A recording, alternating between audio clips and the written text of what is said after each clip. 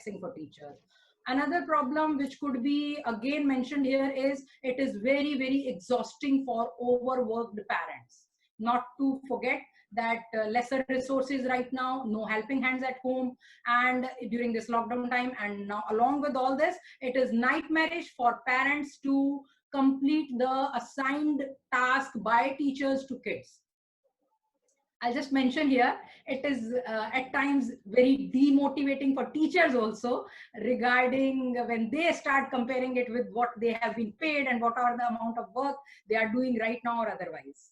Another problem which educators are also facing, which is just now mentioned, a part of it by Mr. Ajay also, that coping with the basics like internet connectivity and undependable power supply, which is one of the points in many parts of India. Then there is curriculum and teaching methods are a bit different for both platforms, real and virtual classroom. Current syllabi include many skills that cannot be taught virtually to young kids. Last, the online classes elude many kids due to lack of laptops and tablets. Parents are unable to buy more because of the lockdown.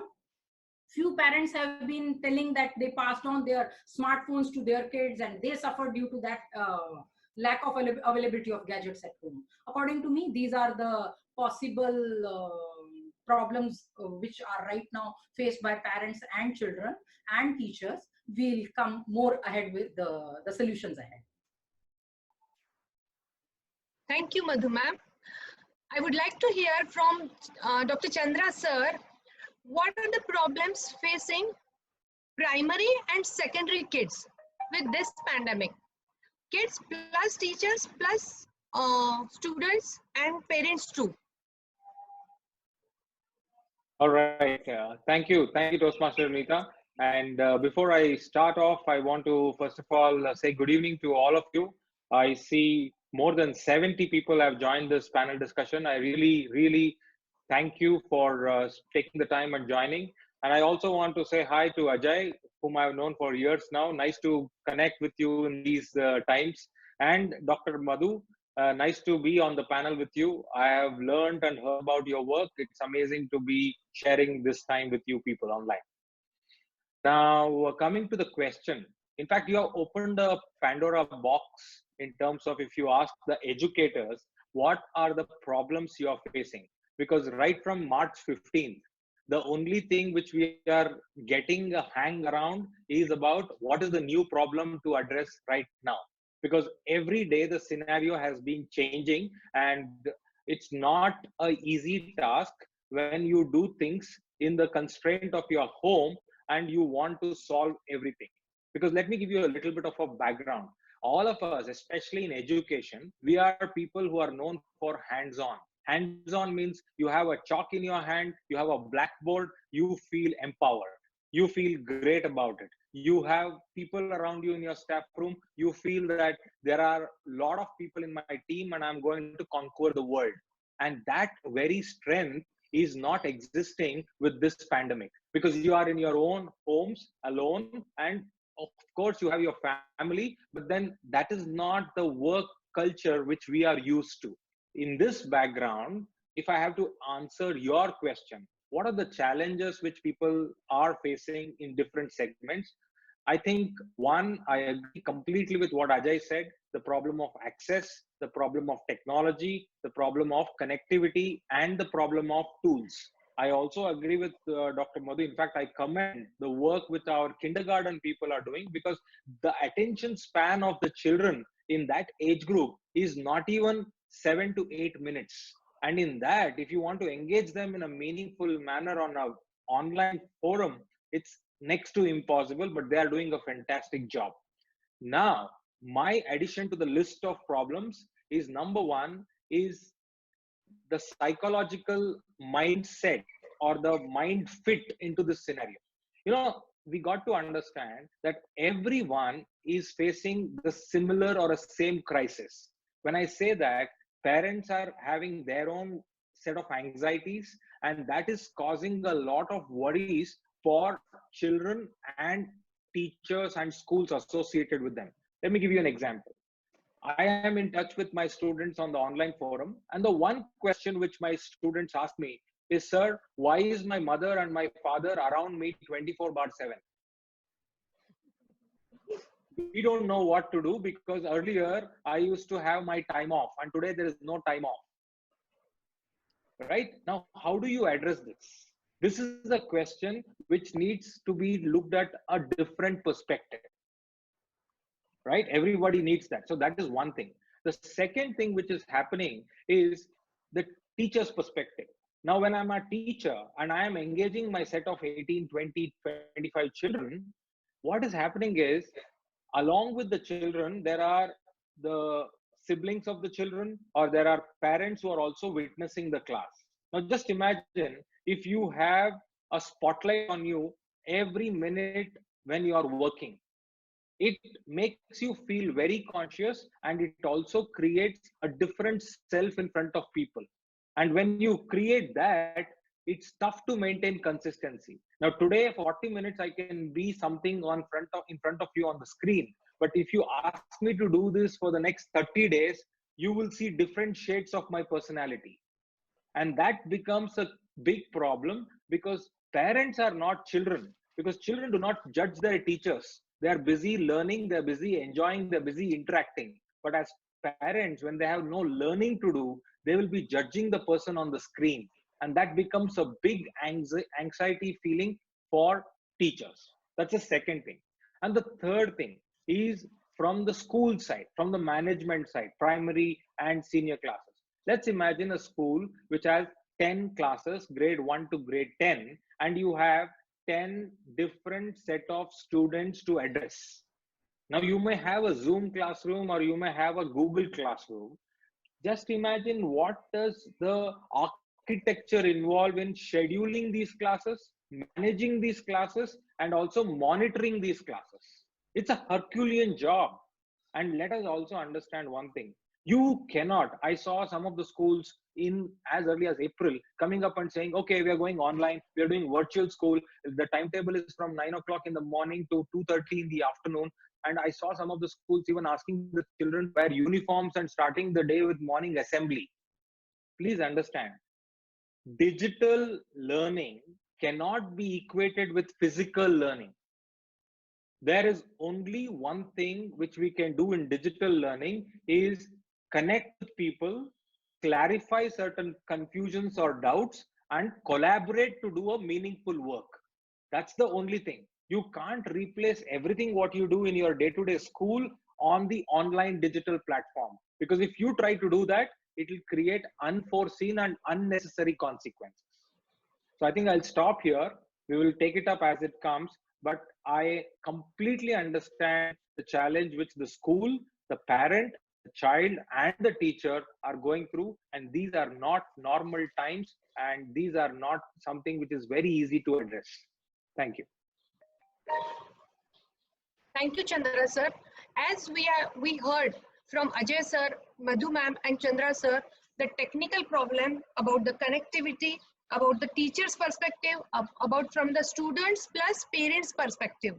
Now we will move on to Ajay sir again. So Ajay sir, you have talked about the physical infrastructure plus hardware problems plus connectivity problem. So how we are going to solve this problem? Over to you, Ajay sir.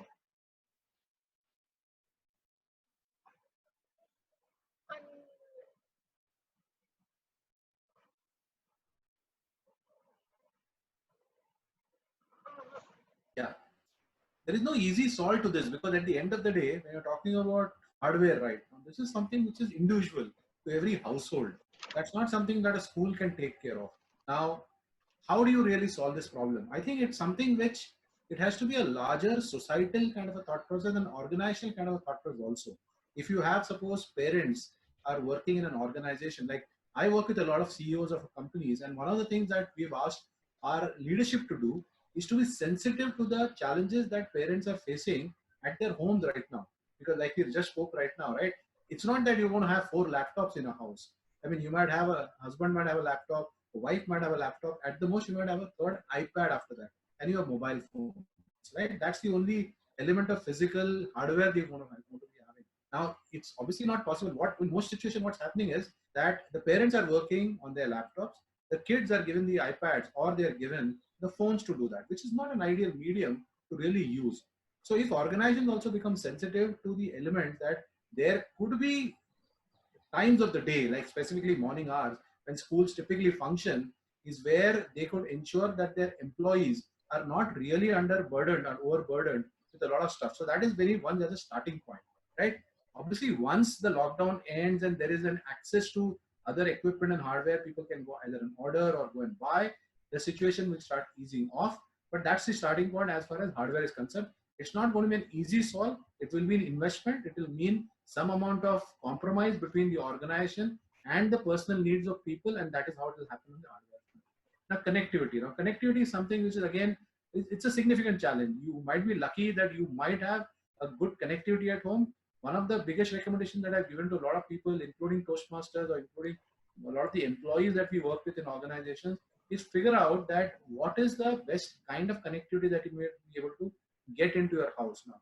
Now, that is something which is very essential, because if you have 2 or 3 equipment running simultaneously on the same Wi-Fi, then obviously the Wi-Fi is overloaded. If you have a Zoom call happening at one end, it's consuming a lot of bandwidth, uploading and downloading stuff at the simultaneous point of time. So there is a need for you to ensure that you figure out what is the connectivity you can take and upgrade to the best possible that you have. In a lot of organizations, we've recommended that they give an extra allowance to the employees to be able to upgrade an internet connectivity so that you actually have the best possible option that is there.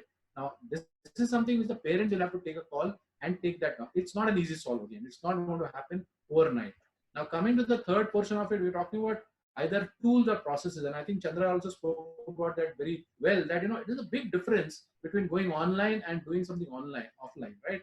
And you cannot just mimic it completely. Now, if you really look at it, I think going forward, maybe, the ability to use different channels is something that will really make this opportunity much more easier to solve. What is it?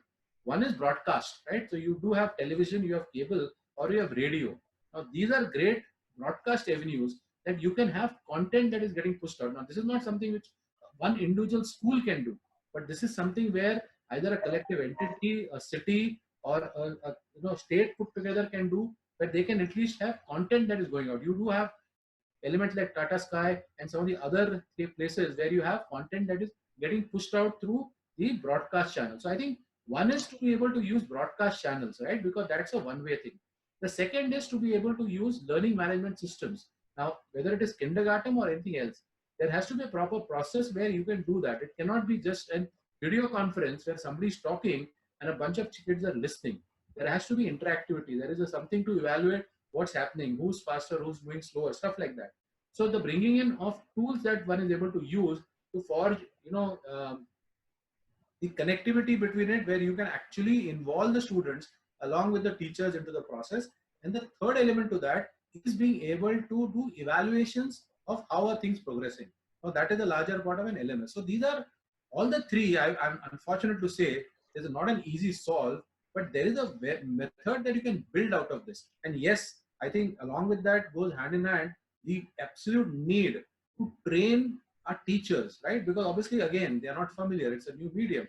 Absolutely right. Chandra also said that, it's a big mental pressure upon them, because it's not just the children now. Everyone is looking at them. How do you put on what is possible and at the base level, right? And that is something that has to be done. And the expectation setting of parents also, right? Because it's not just a one-way street. It's not something that you can take only care of the children or their parents, right? It's both the sides. So this is something which is also a requirement. Now, it will mean that, this is not something that everybody should be trying to solve themselves. But if organizations come together, if entities come together, if boards come together, I think that is a way that we can move through these challenges and break up. Like, it's not a 9 to, to one kind of a schedule then. It's a breakup of a schedule where you cannot have just one block of 4 or 5 hours. Maybe it is, 45 minutes snippets that you do at different times of the day, and you are able to do that to broadcast to other media. So I think this is the way that we can go forward, leveraging technology as well as ensuring the understanding is there between society, parents, and households. And that put together will help us to go through the technical issues that we are able to talk about. Thank you, Ajay sir. Thank you very much. Now I would like to hear from Madhu ma'am. So what are the solutions from teacher's angle? What could be the solutions? What I feel that there has to be, how from the technical angle, Mr. Ajay just now said these things need to be incorporated. In the same way, from the psychological angle, as well as from the mental health of kids and teachers and parents, there could be certain viable solutions. One which comes in my mind is class should be taken in a way where teacher is present and not present both ways. So let me explain this. Teachers can use some pre-made videos based on the topic, start the class, share the video, let them watch it, and then again join them and take an oral quiz. That way, kids get a different viewpoint, and as well as a different picture. When they are seeing the teacher continuously, their mind goes into a zone out mode. So they are listening to the teacher for a while, then they are seeing the video on the concerned topic, then again they are answering whatever is being asked by the teacher. Second second way could be teachers should find ways to teach things from three aspects: kinesthetic, auditory, and visual, looking at the different personality types available. Now, kinesthetic mode requires lots of body acting by the kids. It helps them in opening up with teacher, and it consumes their pent-up energy. Audio mode can have pre-recorded stuff, how just now we discussed, etc. There could be many more ways to this. And visual mode can have hand puppets, paper stars, smileys, face cutouts, etc. Now, third method, it is one of my favorites. Kids shall be given the relevant topics material to read, either by themselves or by parents, which shall be video shot and sent to the teacher back. So the kid is reading the same material, the same topic from the book, the prescribed book, or it could be some PDF material, etc. That way, again, what is happening is the break which we need to give, the monotonous effect has to be broken. That could be, the requirement could be met this way. Then there are the last method which comes in my mind is shorter classes. They help better. Shorter classes on the particular topic, select one topic at a time. For very young kids, their brain finds difficult to categorize and differentiate the variations. So if there is one topic at a time, one particular series of problems going on to be solved at one time, it works for the younger kids. Thank you. Thank you, Madhu ma'am. Now we would like to hear from Chandra sir. Sir, it is easier methods for kindergarten students, the kinesthetic method, audio, visual mode, or shorter classes. But what about the primary or secondary kids? What the teacher's role for this? All right. So I would like to take it from where Dr. Madhu Jain left, shorter classes. See, historically and traditionally, schools have this 40 by 40 methodology. What do I mean by 40 by 40? 40 children in a class, 40 minutes for one particular class. That is the offline mode where you have been doing it, and that is how we have been practicing everywhere. There are some exceptions, like some of the international schools and some of the top breed schools do not look at 40 children in a classroom. They'll restrict it to 20 or 25 children, but they are hardly few in number considering the population and the demography of this country. But the first thing, what Dr. Madhu said, is the shorter classes. I think nationwide, or for that matter globally, we are seeing increasingly a trend of 20 by 20. That means you are splitting the size of a classroom from 40 to 20 so that you have a double session going on, or you have a parallel session going on, or you do it repeatedly for 20 children at once and then the other 20 children another once. Second, the session duration itself has been reduced from 40 minutes to 20 minutes. This is basically for the attention span, because even for a growing child in grade 4 to grade 9 or grade 10, the attention span is somewhere between the range of 12 minutes to 20 minutes. That's the research. So the first thing, I agree, it's not only for kindergarten, it is even for other classes, grades 1 to 10. The shorter classroom or shorter class is going to be the order of the day as long as it is virtual learning or online learning. The second thing which we need to focus on, or which should be done ideally, is blended learning. When I say blended learning, it's about Madam Dr. Madhu covered it in her way, but the definition of blended learning will be children are provided with educational videos and information prior, concept clarity is given to them through those videos, and they come back online for a discussion, for a group discussion, for kind of sharing their learning and understanding, and you are able to handle those queries, and sometimes children are able to clarify the concepts for the benefit of other children. Just take for example this panel discussion. What is happening is not that all our viewers have no clue about how virtual learning is happening, but what is happening is 3-4 of us are sharing our perspectives, and a lot of those thoughts which are there in their mind is getting clarified. And at the same time, new questions are being raised in their mind, which maybe eventually come up in this session towards the Q&A part. This exactly needs to be done with children, no matter what level they are.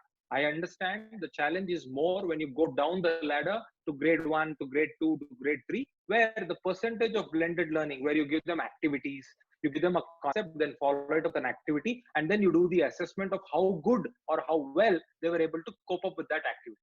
So these are the things which you should be ideally doing. The other challenge which will come up, or the other solution which we should look at as a school in JGI, what we have identified in the last 1.5 months is what I call it as the 5P steps, or the 5P strategy. I'll just quickly run through the 5 Ps. The first P is, of course, selecting the platform.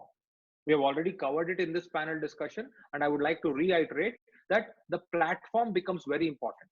And let me tell you this, no platform, whether you name the Google Classroom or a Zoom class or a Microsoft Team or many others, none of them are perfect. None of them are foolproof. We have tried it all. They have their own set of challenges. You got to live with what you already have, and then you need to take it up. So first is platform.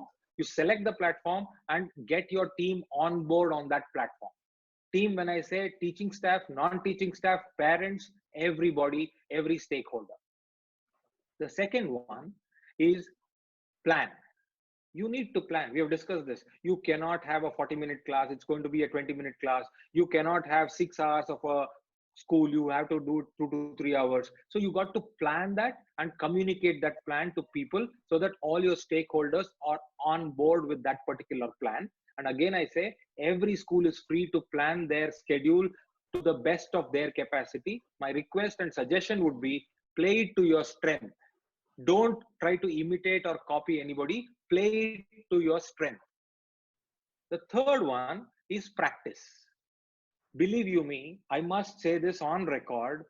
I have a great amount of respect, not that I never had before, but I have a great amount of respect for all the teachers in this country, because lockdown came all of a sudden. Overnight, there was a lockdown and there was no access. But those teachers who were facing it to even open an email account are now teaching online. That is great adaptability. I want to congratulate this to all of you, because I believe that teachers have really risen to the occasion and they have made a mark in the heart and mind of every Indian. In fact, in my category, they are also corona warriors, not just medical doctors or the medical workers or the hospital staff, even the teachers, because the buildings are closed, but the learning has never stopped. That is the third one, practice. They need to practice. Once you have identified the platform, they need to practice. Fourth is present. When I say present, use different technologies, different methodologies, different pedagogical approaches, whether it is blended teaching, whether it is flipped classroom, whether it is whatever technology you want to call it and name it, you want to use it. Sometimes you can even just share your own whiteboard on Zoom and then draw and ask children to make sense out of it. So the presentation can vary. And Toastmasters, we all know how different styles of presentations matter whether it is storytelling, whether it is technically speaking, whether it is persuasive talking, or whether it is inspiring the people, or whether it is just giving them the points. All of this are very, very, very important. And then the last one is partnering. When I say partner, parents were already partners in this process of education. But today, partnering is the most important piece in this puzzle.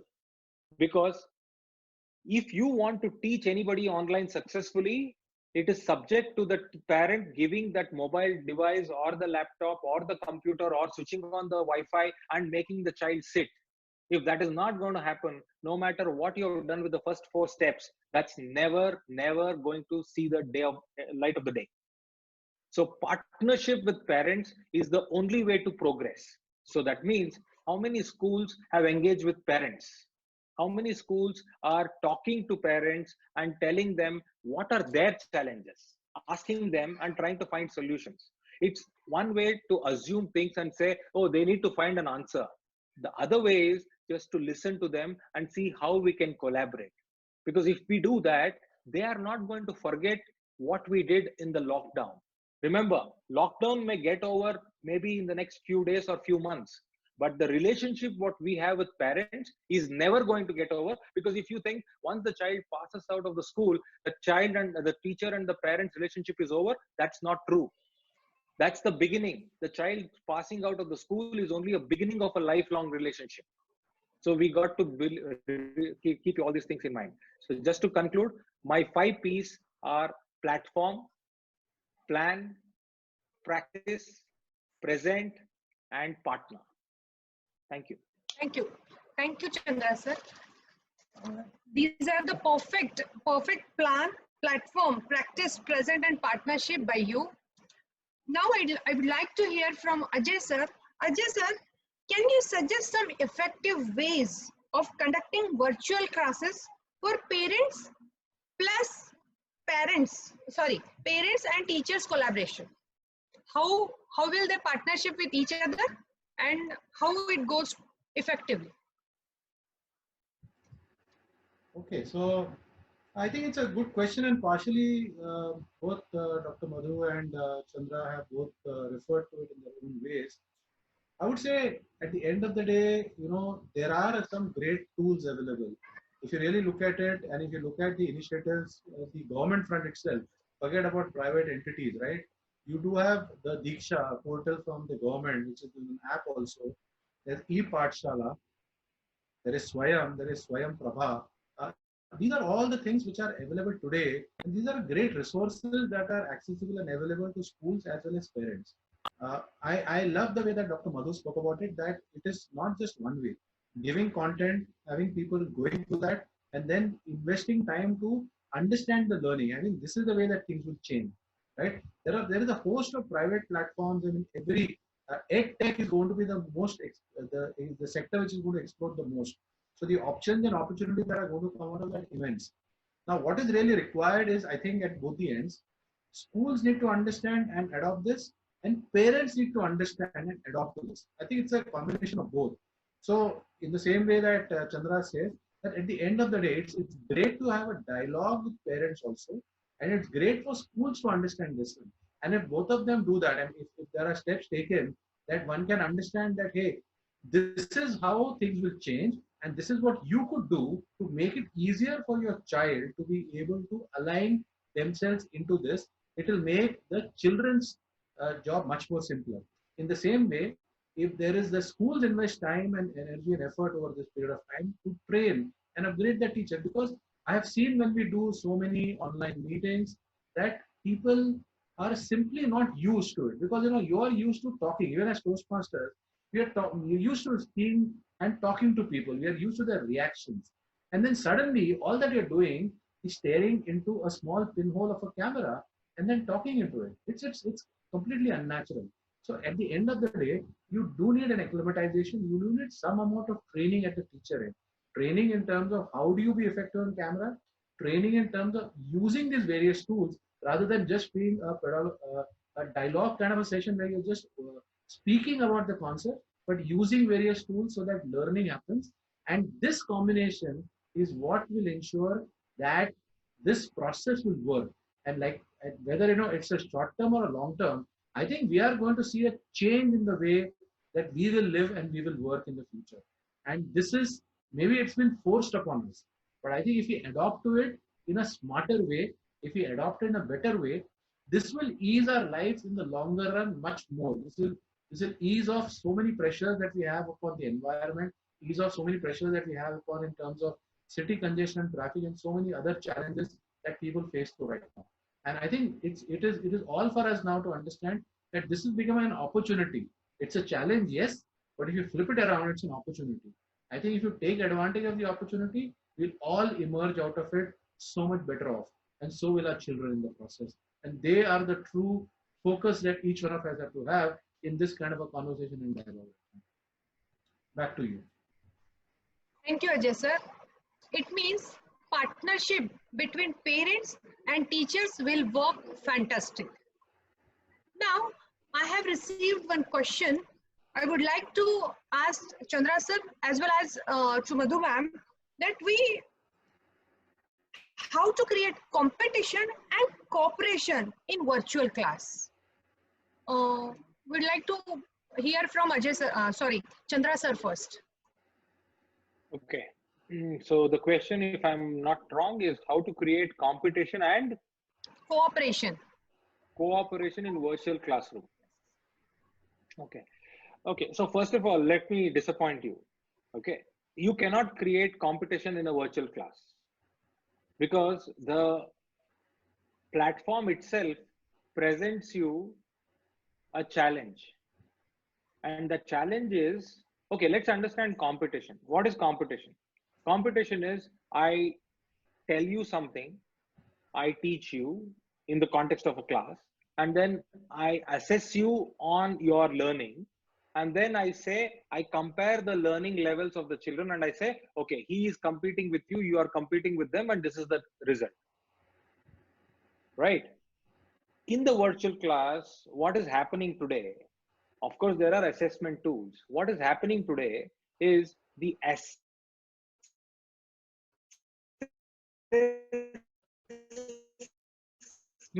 is not okay. So for example, attendance in a classroom was a given in a physical class. Today, attendance on a virtual class is not a given.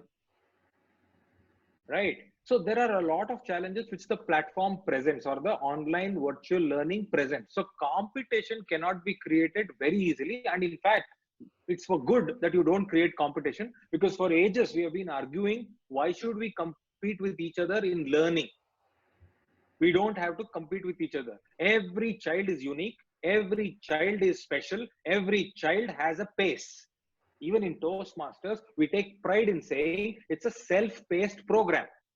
I joined Toastmasters, for example, in 2011, and I took 7 years to become a distinguished Toastmaster. But there are friends who I know who joined in 2005 and they became Toastmasters in 2008. So I have actually spent more than double the time what they have taken. Just an example. So competition can never be created and should not be created on virtual platforms. The second thing is cooperation. I think that is the operating word here. You can create tremendous cooperation when it comes to virtual learning. Fantastic tools, virtual learning, because your project-based learning, your circle time, and your ability to make people partner with each other, collaborate with each other is at a different level when it comes to virtual platforms. Because everybody would like to contribute and everybody would like to create something, and they do it without inhibition when it comes to this kind of an environment. Because you see, the platform again provides you an advantage. Collaboration. The definition itself says, I contribute what I know.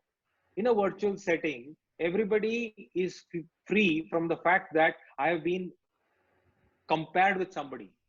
I am here to say what I know. I may be right, I may be wrong. I am here to say. And that is the fundamental prerequisite for collaboration. Because when I have the trust that I should be able to contribute and I'm here to contribute and I have the feeling that I'm going to contribute, then the contribution is going to happen.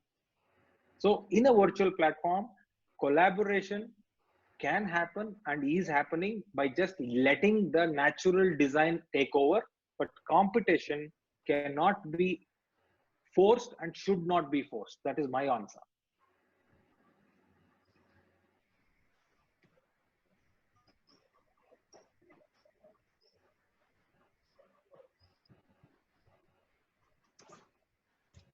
I continue, Ms. Nita. I fully endorse what Mr. Chandra said. This is how even I believe competition makes, especially kids, it gives lots of anxiety in them, lots of, and we create unnecessarily the energy which we have, it is getting consumed somewhere else. Whereas if it is getting consumed in learning, especially let's talk about the current scenario.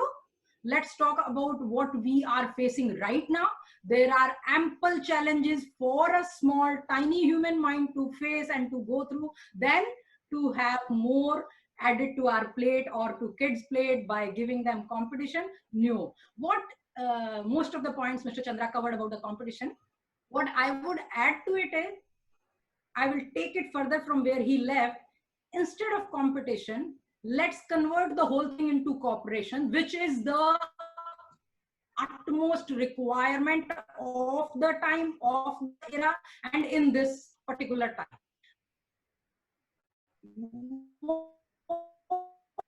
We can, in class by teachers and by parents, is any assignment can be given. How it was mentioned by Mr. Chandra, also make partners.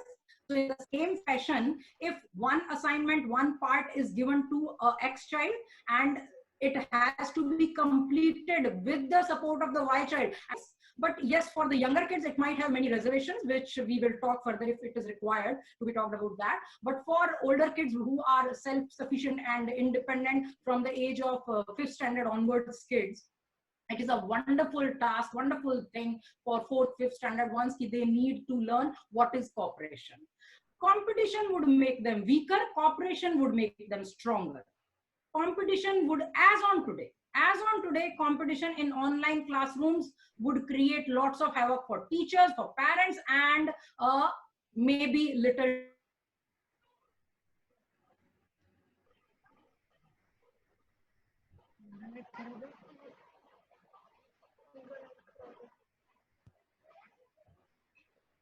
Thank you, Madhu ma'am. Thank you for adding. Thank you for adding. As we are running out of time, I would like to take 1 minute of all of you. What is the thumb rule? Which can you say with one sentence or one word? First to Ajay sir. Thumb rule, I'm sorry, thumb rule for? Virtual learning. Oh. The thumb rule for virtual learning, I would say, is adaptability. And I think this is something which educators, parents, and children, is we ensure that we are open to adapt and open to change, and adaptable to change. And that is the most successful factor that will help to enable this process.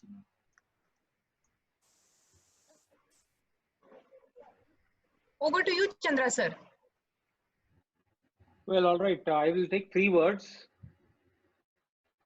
unlearn, relearn, and continue to learn, or keep learning, because that's the most important thing in online. Okay, thank you, sir. Madhu ma'am. This COVID-19 battle will surely end someday, but we need to rather remember it in a happy way, the way we have come across the solutions, and including parents, teachers, the role which they all are playing, not to forget our children, the way they are supporting it. So my thumb rule statement will be: prepare the mind for virtual learning, be it a student of 3 years or 30 years old.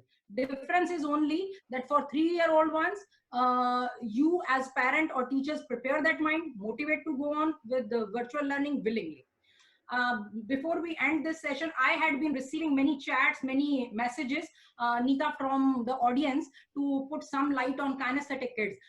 As we are running short of time, I would suggest if Miss Nita conducts another session, I would love to handle and tell all the audience about how can we handle the kinesthetic children better. If we'll have time today, after she suggests, I can give you more input on this. Thank you very much, ma'am, for considering the time. Time, as we have lot of question in our mind, plus in our audience. But today we got a lesson from you all is how to access all the hardwares plus connectivity. How we are shifting from 40-40 to 20-20. That is 20 children, 20 minutes, and blended learning by sending the educational videos first, then discuss that 5 strategies, that platform, plan, practice, present, partnership, and various ways from you all. Thank you very much for enlightening us. Maximum queries got solved by you all. I hope with this and teachers will get ready for more effective classrooms, though virtually. There is one thing permanent in our life, and that is change. This is the biggest lesson we have got from COVID-19 is that whatever hurdle you face, but the show must go on. Now, if anyone has still any doubt or query, please feel free to text me and we'll try to get solved from our respected panelists as and when they have time. Now, I would like to hand over this meeting to Toastmaster Asima. Over to you, Toastmaster Asima. Thank you so much, Toastmaster Nita. It was indeed a very insightful discussion, and the different challenges and possible solutions were very succinctly discussed, and it has ignited new thoughts in all of our minds. In Toastmasters, we have different projects that a member chooses to complete while he or she goes through a transformational journey as a speaker and leader. For every such project, there is an evaluator who evaluates the Toastmaster based on some prerequisites. That's what Toastmaster Nita has attempted today. She has attempted this project of carrying out a panel discussion. Today, we have distinguished Toastmaster Anuradha, who will be evaluating Toastmaster Nita's efforts. Please keep in mind that Toastmaster Nita has designed the entire flow of the panel discussion and contacted the speakers and everything by herself. Toastmaster Anuradha, the evaluator, is a member of Advanced Toastmasters Club Pune and has been a part of the Toastmasters fraternity for over. She's an ex-bank, a professional corporate trainer. Now, I'd like to hand over to Toastmaster Anuradha for evaluation. Thank you. Asima, am I audible? Yes.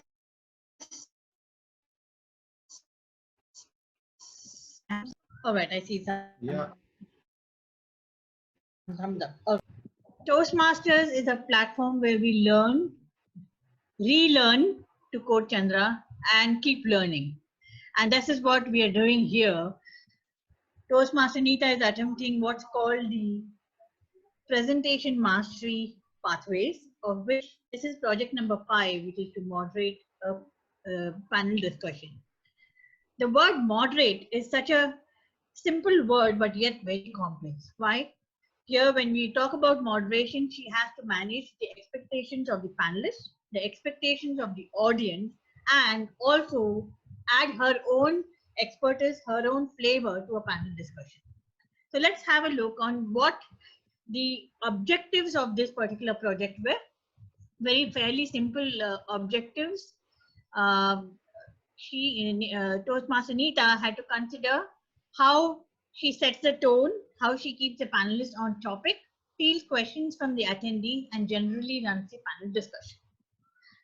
How has she done? In my opinion, it's been a very fantastic session today, very educative, and I think Toastmaster Nita has done a very, very good job of constructing the questions for the panel discussions. Very clear. She kept in mind the expertise of each of the panelists and posed the questions accordingly. So a job very well done on constructing open-ended questions, taking in the expertise of the panelists and also making sure they get sufficient time to respond. So very well done on that. The second thing that she has done is at the end of each round of questioning, she said the key points of each of those panelists and put it out to the audience. Now that's very helpful because when somebody is listening, they remember, yes, distinguished Toastmaster Ajay said this, distinguished Toastmaster Chandra said this, Dr. Madhu said this. So very well done. That is 2 big ticks for me. What can you do better? Unfortunately, in Toastmasters, if I can say unfortunately, we all do a CRC, comment, recommend, comment. So I'm going to have a minor point of recommendation for you. You yourself are an experienced trained professional in the field of teaching. Your inputs as a panel moderator, you should also add what you have learned or what you know about it. So you can, in your summation every time, I have also encountered this or something more to add. So your own value you need to create. That didn't come out. It needs to be more obvious. The second thing, which I would say is timing. When you're proposing the questions, do not be afraid to interrupt a panelist saying, shall we come back to this later? We will revisit that point later if you are running out of time. So you need to have that ability to manage the timing of each panelist. Highlight for me today, I don't see the timer cards. I'm sorry, I better make sure that I have the timer cards on. So please let me know if I'm beyond 2 minutes. The highlight for me today is that you have taken a topic which is the hot topic right now. It's a topic which is very relatable. I think every household in this country is grappling with how do you manage children, how do you manage with grown-ups, how do you manage with office. So we are in a virtual world and this is a topic which is very, very relevant. So that, for me, that was the biggest thing, saying you picked a topic which is so relevant in today's age, and you pick the right kind of people who can bring in the psychological angle, the technical angle, and the experiential angle. So it was a very good blend of having experts who could touch a wider spectrum on this particular topic. So that was the biggest tick for me today. So a job very well done. I will of course touch base with the finer points on the feedback. So that will be on a one-on-one. But overall, thank you for allowing me to look at your project. Thank you for giving this opportunity to speak in this delightful panel discussion. Over to you.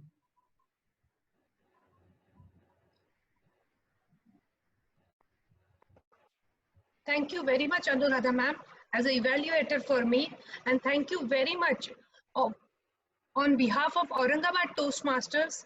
And from me, you join me with this consent, and thank you to the dignitaries of our panelists, Mr. Ajay sir, Dr. Madhu ma'am, and Dr. Chandra sir. Thank you for giving valuable time to the audience and for me, and enlighten us with the perfect guidance by you. Thank you all.